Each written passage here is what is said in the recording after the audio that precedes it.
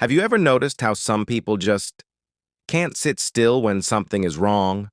A problem shows up, and before anyone even asks, they're already trying to fix it. Someone's upset, they step in. Something's broken, they handle it.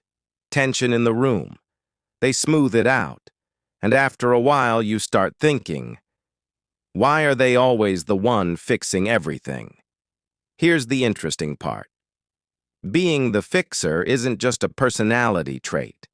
There's a hidden psychology behind it. One, fixers feel responsible for things that aren't always theirs. Even when no one asks for help, they feel like they should do something. It's like their brain quietly says, if I can fix this, I have to. And the tricky part? They don't always realize they're doing it. It just feels natural, like seeing a messy room and automatically starting to clean it. Except the room is people, problems, and situations. 2. They're uncomfortable with chaos. Unresolved problems, awkward silence, emotional tension, it bothers them more than it does most people. So instead of sitting with it, they try to fix it, not because they want control, but because fixing things makes everything feel stable again. It's like their mind is constantly trying to organize the world. 3. Many fixers learn this early. This one goes deeper. A lot of people who fix everything didn't choose that role. They grew into it. Maybe they had to solve problems at a young age. Maybe they had to keep things together when no one else did. Maybe being useful was the only way they felt valued. So over time, fixing became their default. Not just something they do, something they are. 4. They tie their worth to being helpful. This is where it gets a little uncomfortable. If they're not helping, fixing, solving, they can start to feel useless. Like, if I'm not adding value, what am I doing? So they stay busy solving problems because it gives them a sense of purpose. It feels good to be needed, but at the same time, it can quietly become a trap. 5. They struggle to let things go. Even when something isn't their responsibility, even when they know they should step back, they don't, because their brain keeps going. But what if I could fix it? So they stay involved longer than they should.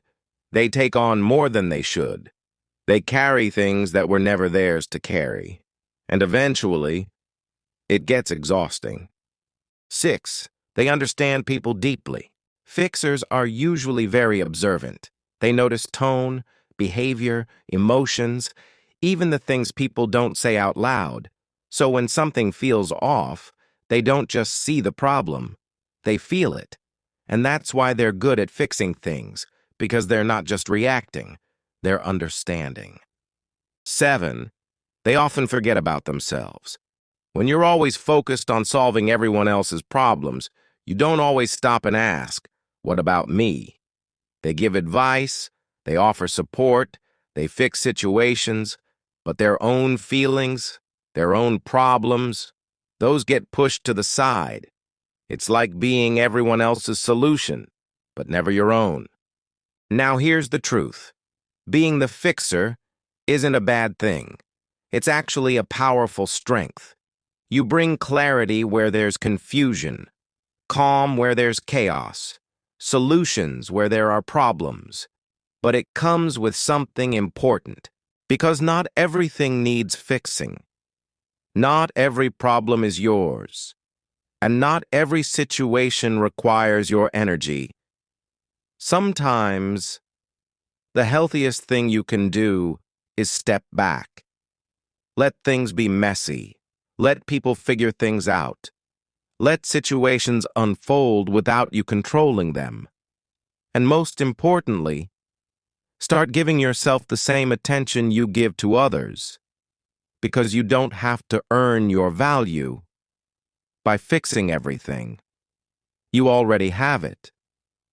So if you're someone who always steps in, always solves, always fixes, maybe it's not just who you are, maybe it's what you learned.